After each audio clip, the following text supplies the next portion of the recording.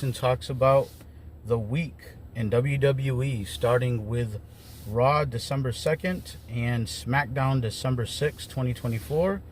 I am your host, Jason Medeiros, and that music you heard at the top, Reality 508. Check them out wherever you get music.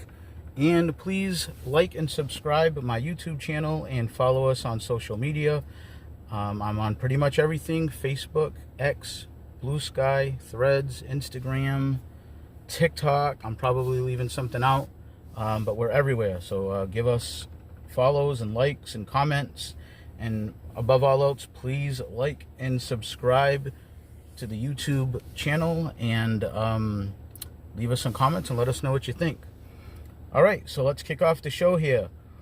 Raw, December 2nd, 2024, WWE. Survivor Series recap is how they open up the show. WWE always does a great job with their video packages and reminding you what happened. I know sometimes it can be a little much and people complain about it. I'm guilty of that myself, but you know what? It does keep you informed if you forget things or you miss something. So, you know, they are unmatched in their production value. I will say that. Excuse me. I have yet to see a wrestling company match WWE's production value. So they start off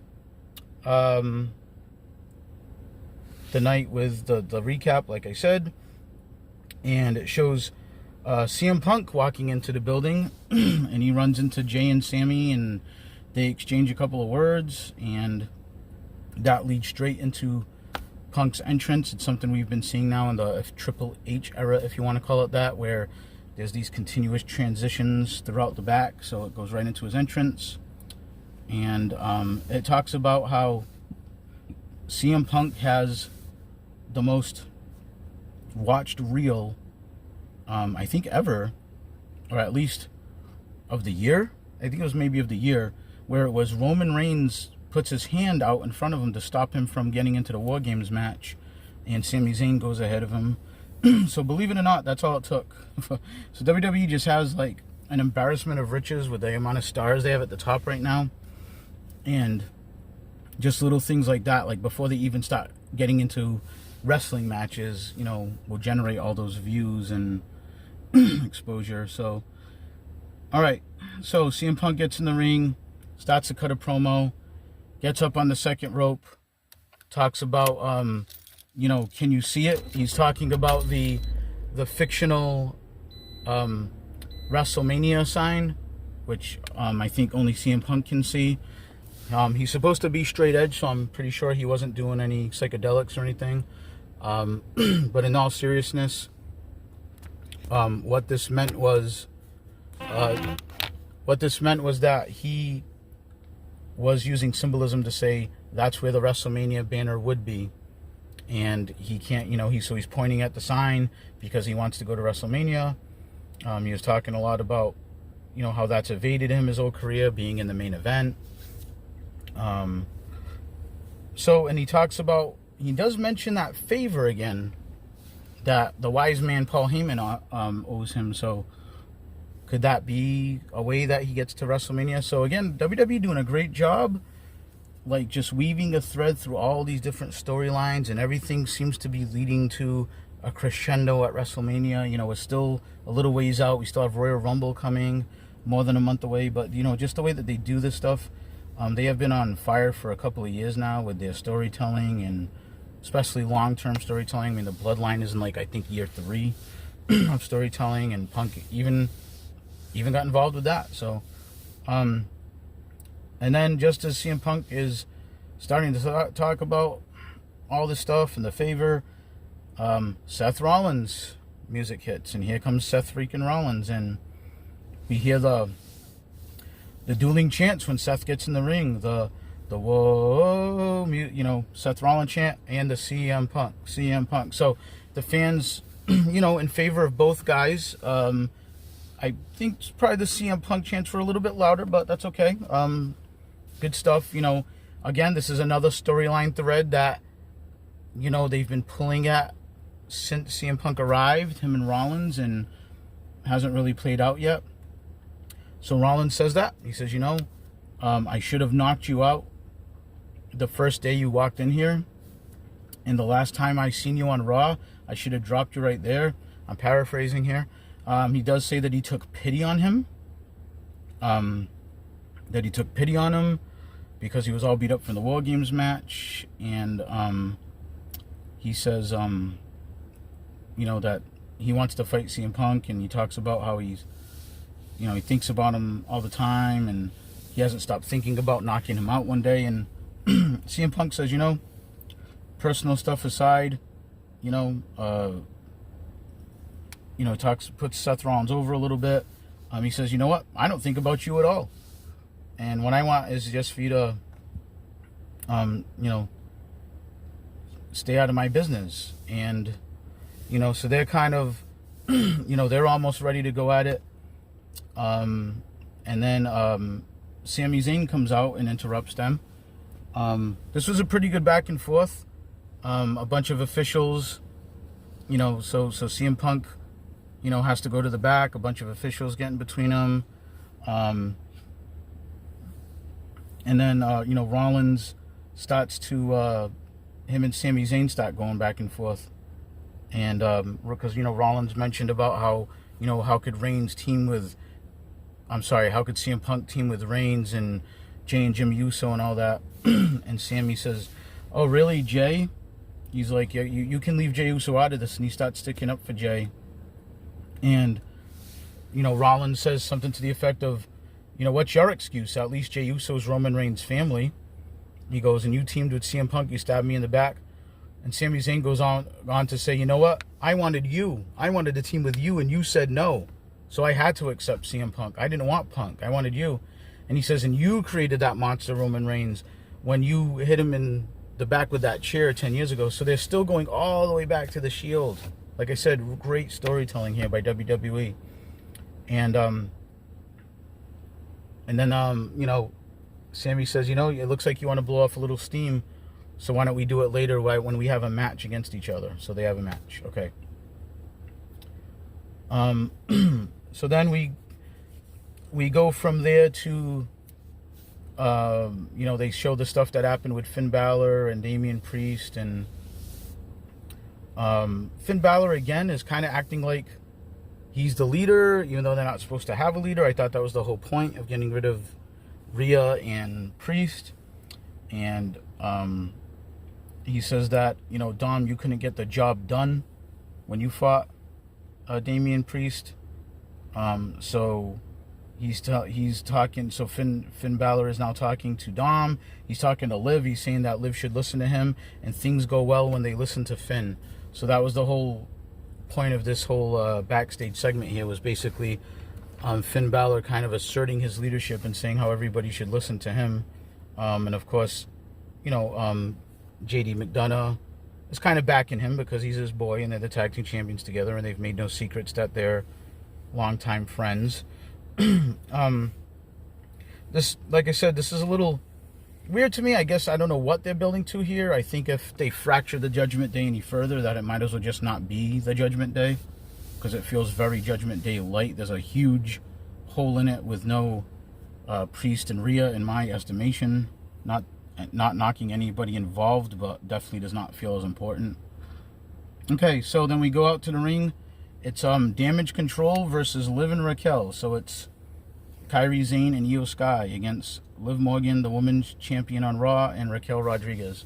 One thing I liked was Raquel was very dominant early, and I'm a big fan of the tag team run she had with Aaliyah when they won the women tag belts, and it seemed like the whole point of that tournament was to really get Raquel Rodriguez over back then when she was a babyface, and I feel like that did that here. It kind of reminded us how good she is and how dangerous she can be, and using her size and everything now as a heel.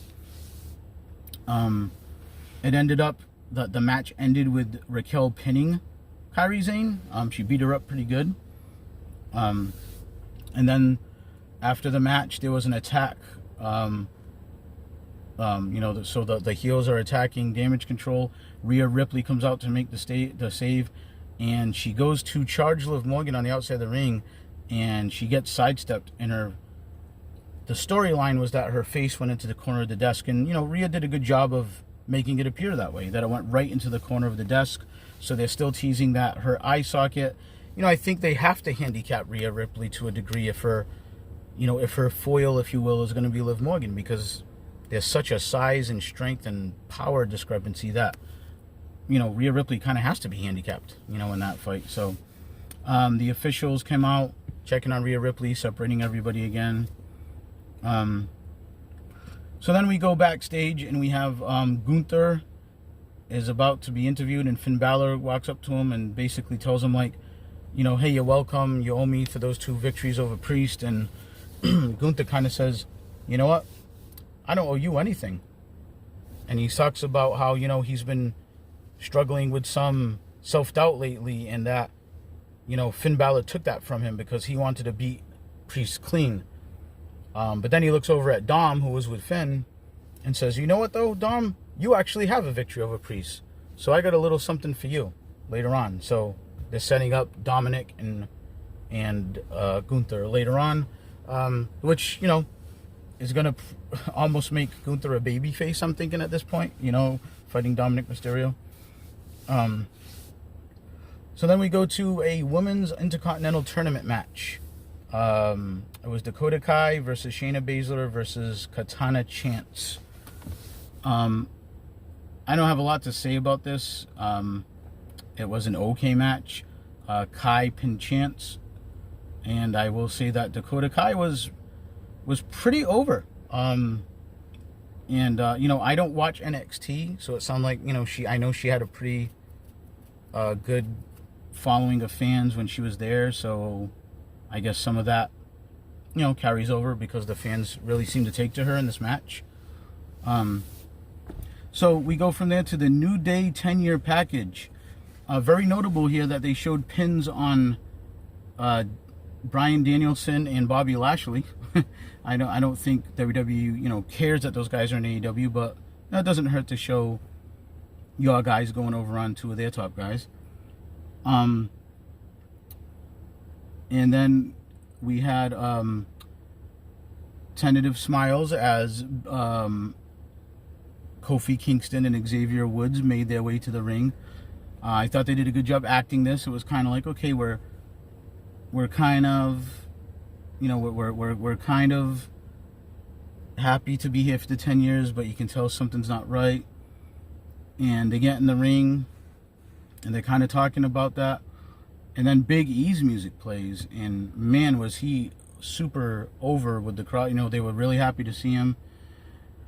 I'm not sure of the logic of this heel turn here, because Kofi seemed to be the one that was, kind of taken back by Woods' behavior, but here he just suddenly jumped in with him and was like, hey, you know what, Big E, you did abandon us. And, they talk about other people that broke their neck and came back, like Stone Cold Steve Austin. They actually mentioned Edge. I was surprised to hear that, but they did.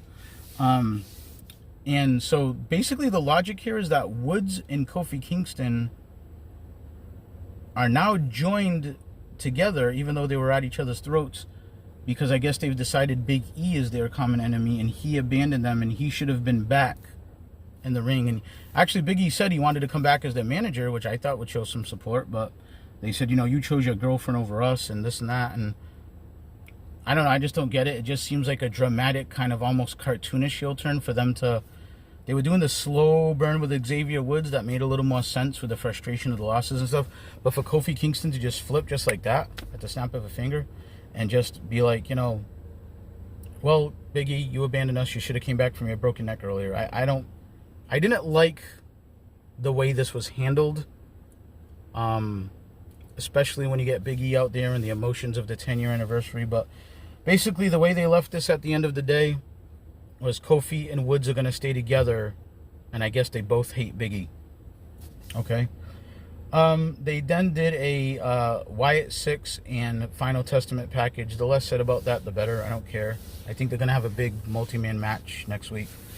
So then we go back down to the ring, and it's Dominic with JD and Carlito versus Gunther, and he's going to need all the help he can get.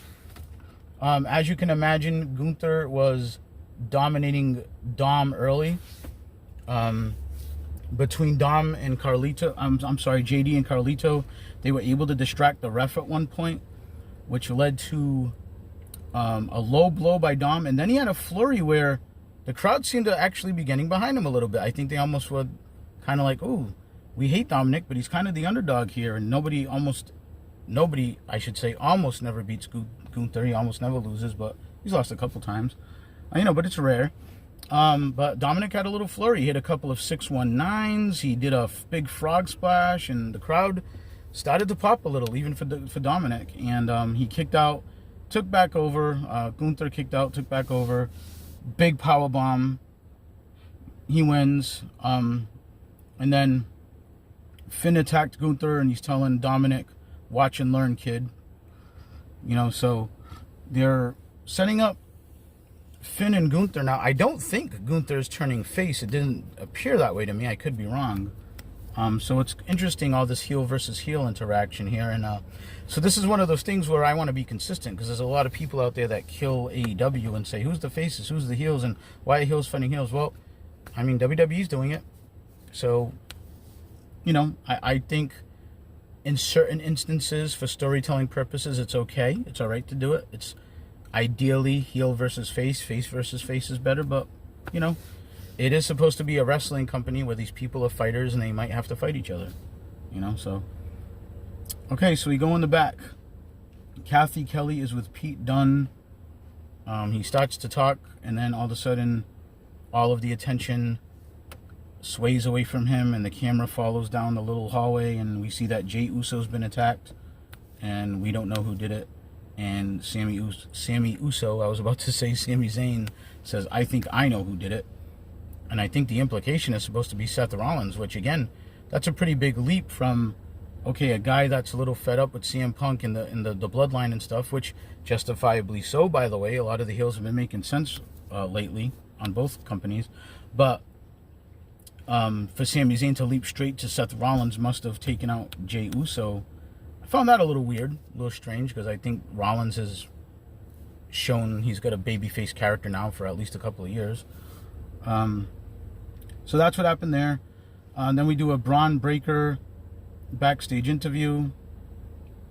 Kaiser interrupts, says something about bringing the Intercontinental Championship back to Imperium.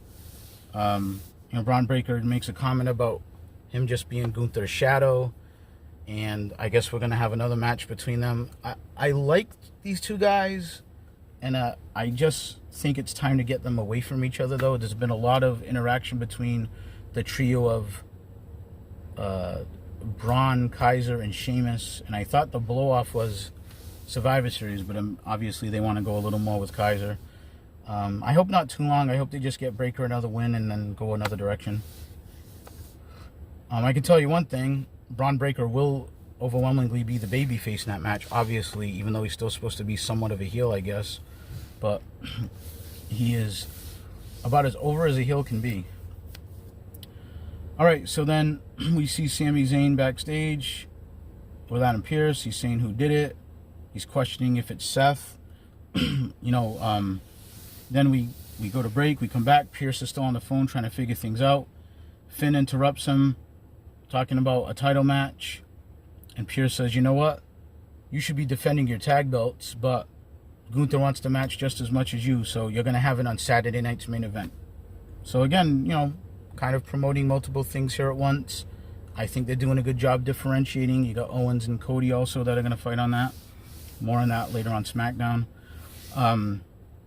Again, AEW gets killed for this. Oh, they're doing the Continental Classic, but they're also doing Winter is Coming, and they're doing that. Well, you know what? It's, we can walk and chew gum at the same time. Wrestling fans aren't stupid, and, sometimes there's an event off in the distance in the horizon, but there's one coming a couple of weeks earlier. And, we've got quote-unquote WrestleMania season in WWE. It's like a whole bunch of months building up to WrestleMania. There's nothing wrong with that, in my opinion.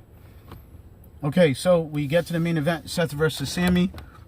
Back and forth match. Good match. Both guys are good wrestlers, and nothing wrong with the match. There was a lot of Sami saying, I know it was you, and Seth saying, it wasn't me. And again, I just don't understand Sammy making this giant leap that Seth Rollins is now so diabolical that he's taking people out with lead pipes or whatever.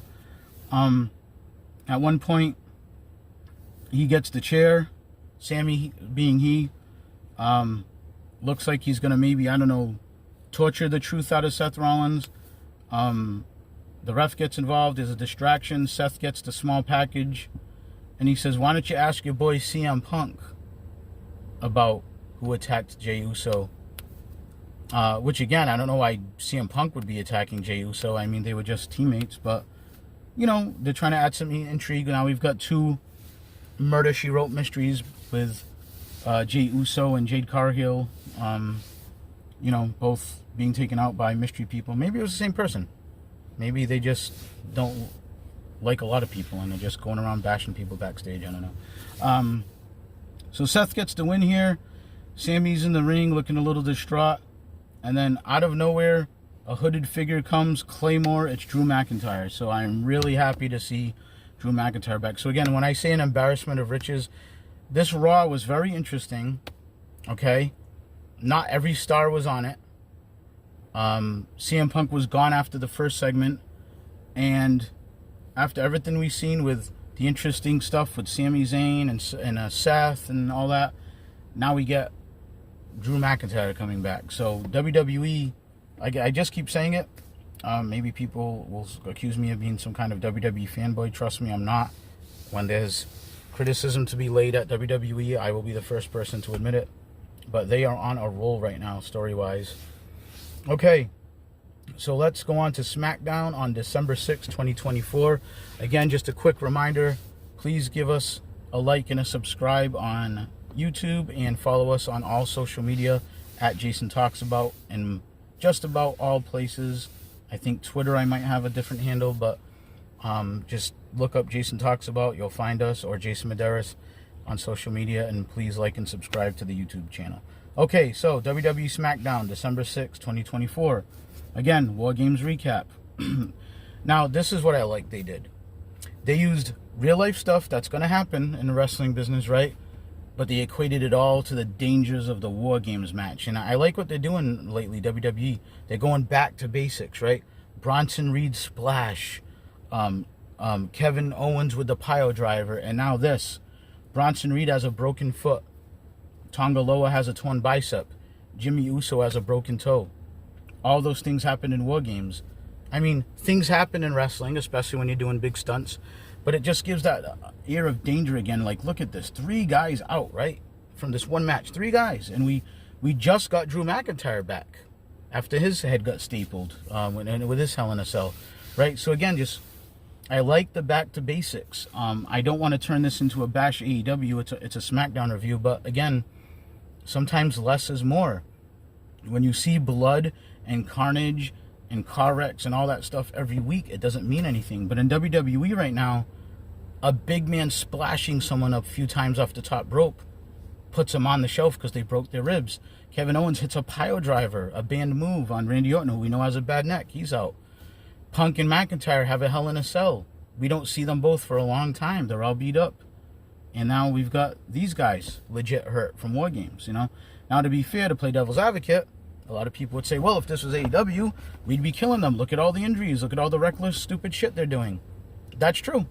That's true. We have to be consistent. I want to be consistent on this show anyway. I don't want to, I don't want to be a fanboy for either company. And like a lot of these different podcasts are and Facebook pages I follow and stuff. So I do want to call it like it is. If this was AEW, I do think people would be taking them to task saying, oh, look at all the injuries. Oh my God, what they're doing all this reckless, stupid shit.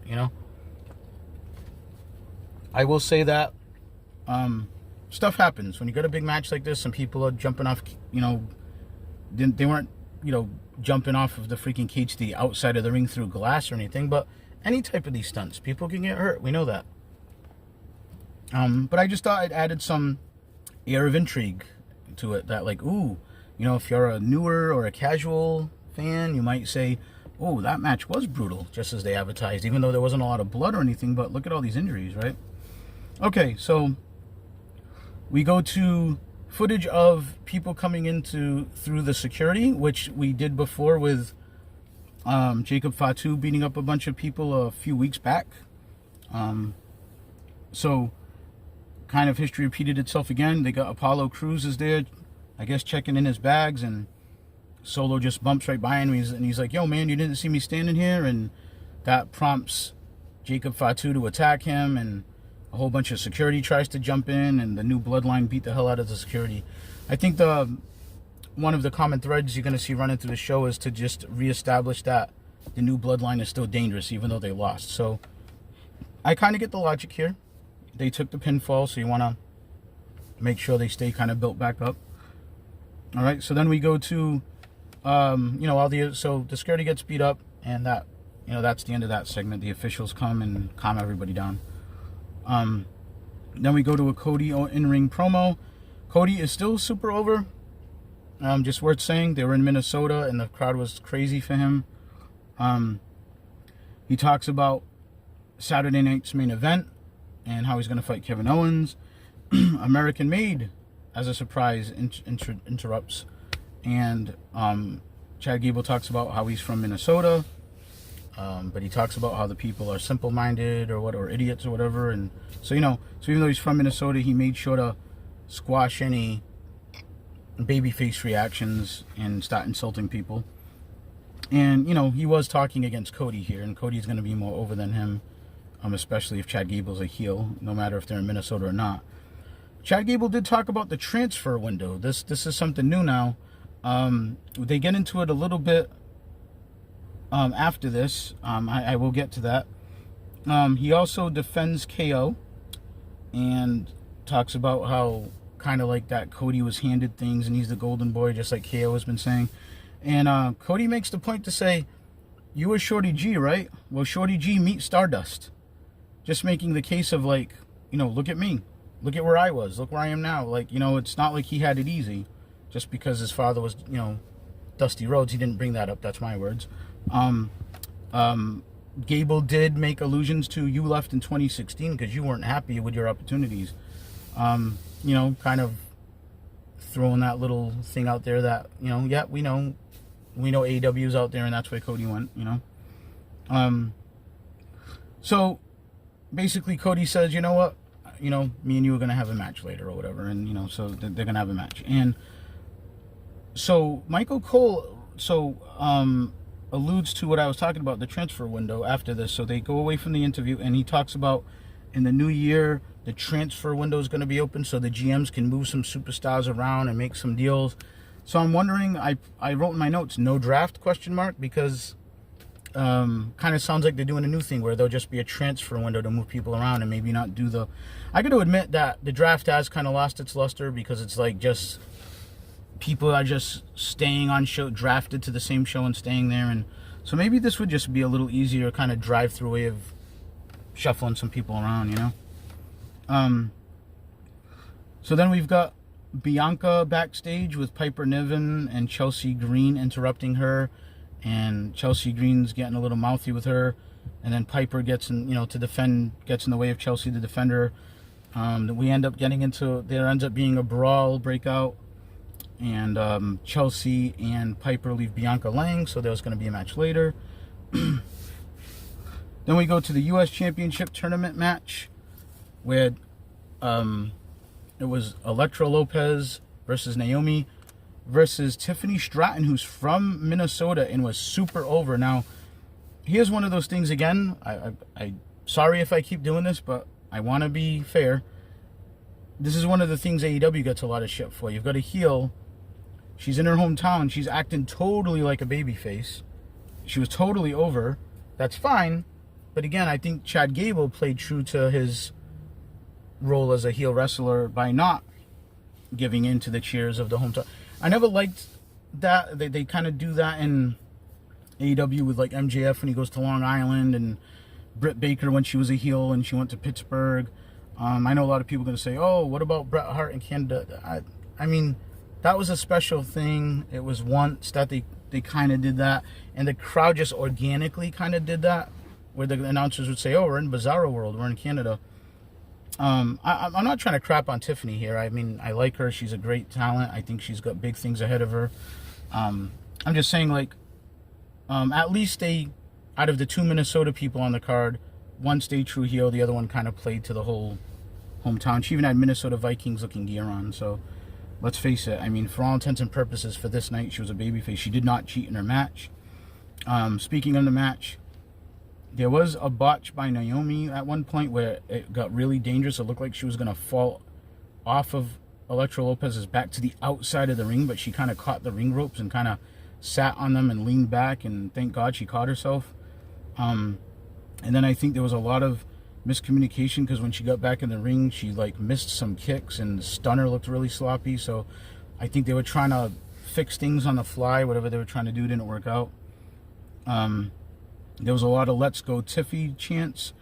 Tiffy ended up hitting the PME, prettiest moonsault ever, on Lopez, and she got the win after throwing Naomi out of the ring at one point. So Tiffy wins, super over, good win for her. For at least tonight, she looked like a huge babyface, which, you know, I'm criticizing here, but that might have been WWE's test drive of saying, you know, because the rumors are that she will go face and dethrone Nia Jax with that Money in the Bank.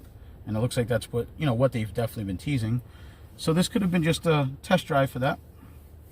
So then we go to the back and more chaos. Now the Street Profits have been attacked. So I'm going to say it again.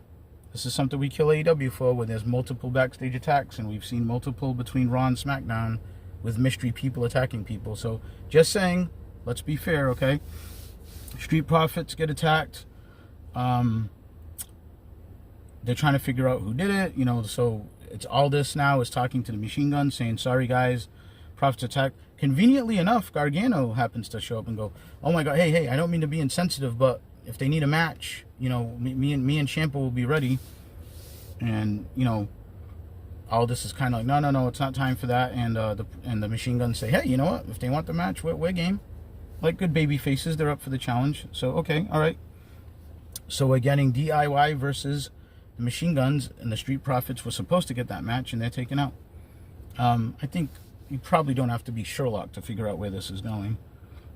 All right, so then we go to the ring for Bianca versus Piper, another result of the backstage mayhem and chaos.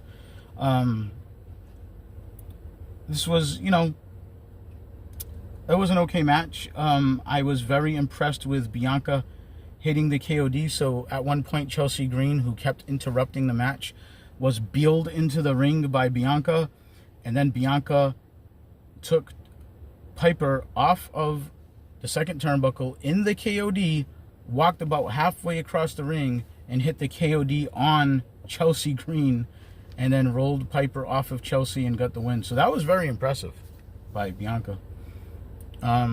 Okay, so then we get a Nakamura package where it's, you know, translated, and he's talking about winning the U.S. title and all that stuff off LA Knight.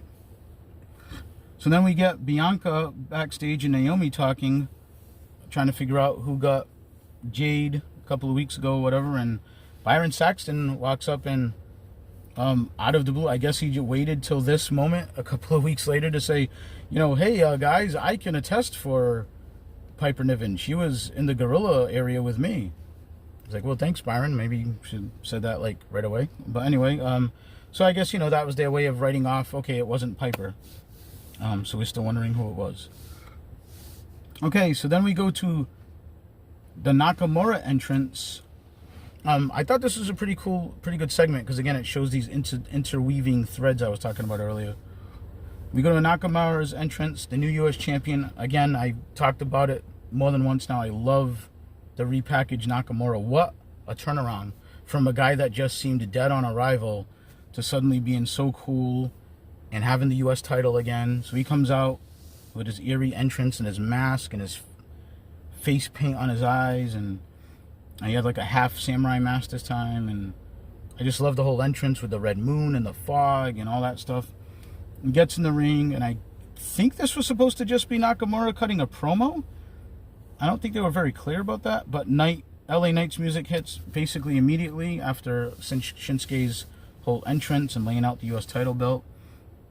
And basically, you know, he's super over. He interrupts. You know, we're not done. We're going to fight. You know, you took cheap shots to win, blah, blah, blah. He gets in the ring. He's almost ready to go at Shinsuke. Andrade's music hits. So Andrade interrupts, and he wants Nakamura. And, LA Knight's like, no respect, bro, but, I need my match first. And, they start to argue a little bit. And then out of nowhere, the Bloodline, the new Bloodline, attacks everybody. Actually, let me correct myself. They attack LA Knight and Andrade, and then they turn their attention to Shinsuke. And while this is going on, he's just kind of there in like a defensive posture. And they all kind of look at him and they hesitate. And he looks at them and he starts to drool the black mist just out of his mouth. It's just drooling down his chin, down his face. And it was kind of like a standoff. And Shinsuke slowly backed away. And I liked what they did. It felt like it added to Nakamura's aura, where it was like the Bloodline was almost like, should we attack this guy or not? And Shinsuke got to, even though he backed away, but he kind of like looked at them and gave a little warning as he backed away. So again, like I can't speak enough about the turnaround with Nakamura. Even interacting with the top heel group, they seemed to hesitate, like they didn't know, they weren't sure if they should attack him or not. Solo ends up spiking both baby faces, and then he cuts a promo that goes on for a few minutes, and I kind of thought it buried the faces here, because LA Knight and Andrade had to lay there for a long time after the Samoan spikes, and I know that's his finishing move, but come on, I mean, if you were going to do this, I thought you should have thrown in a couple of Fatu moonsaults and then the spikes, or maybe a couple of chair shots or something, because those guys laid there a long time just off that Samoan spike, so that must be one of the most dangerous moves in wrestling today.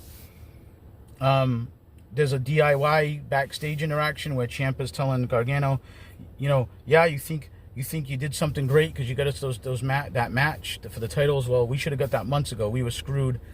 You still haven't answered if you're going to do things my way or not. So I guess we'll find out when we get out there.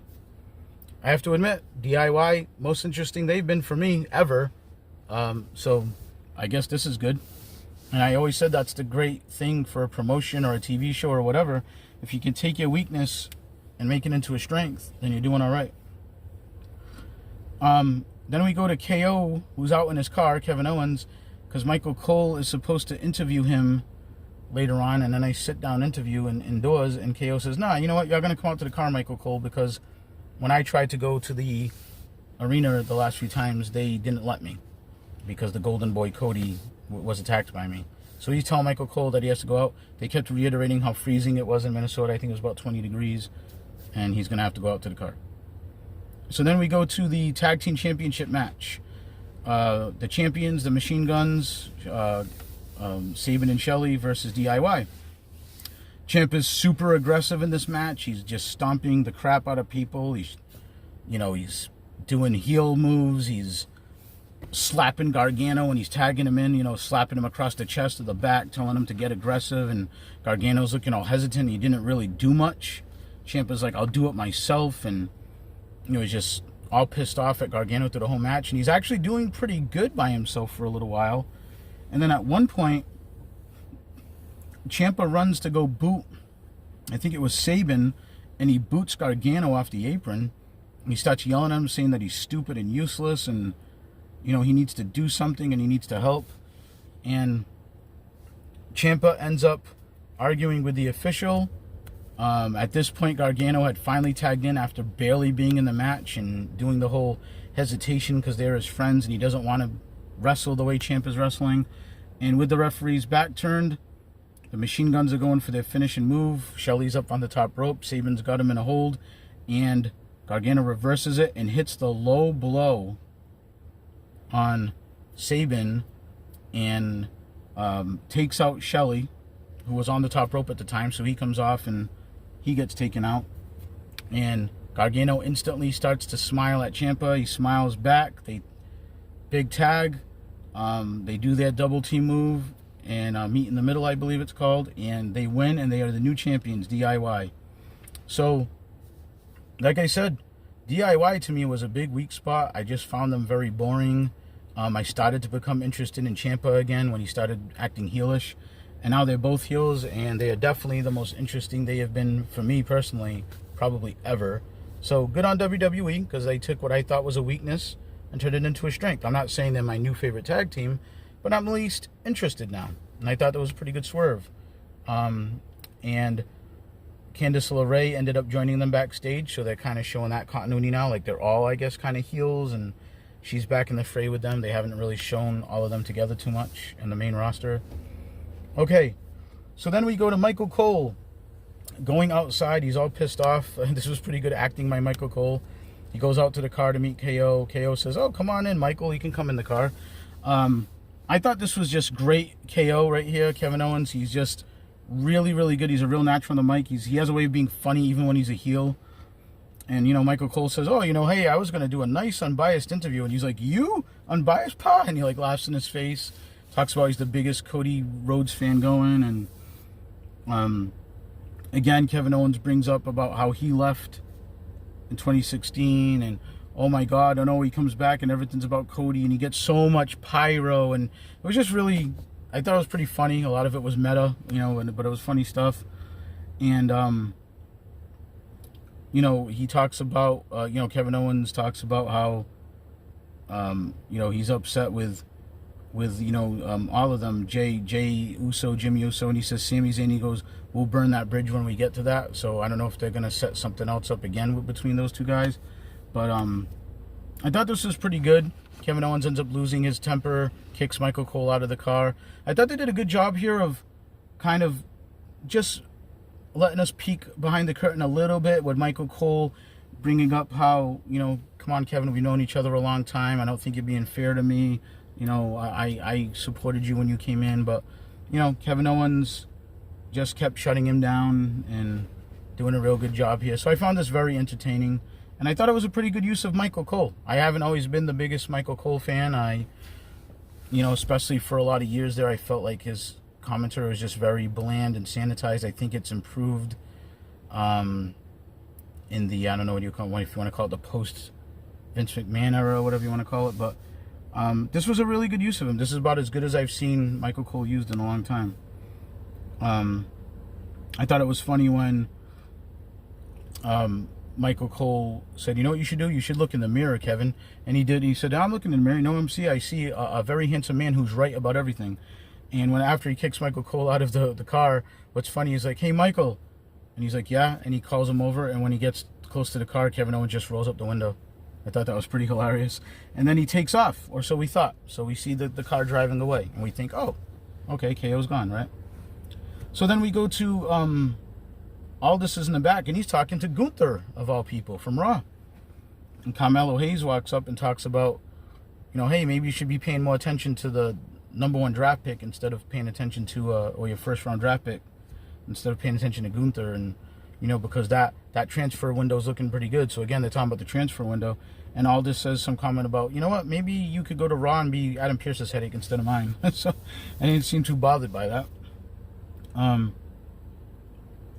So then we go to a match, non-title, the champion Cody versus Chad Gable, because they did mention that, hey, if Chad Gable gets a win here, he's definitely in line for a title match. I thought this was a really good match. I'm not going to go blow by blow, but it was a really good technical match. Chad Gable never disappoints in my book. We all know Cody is just a solid hand in the ring.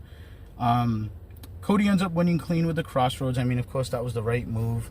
But it was a good competitive match, and I got to tell you, Chad Gable looked really good here, and he felt like a main event player. I still wish he wasn't a heel, but that's just me.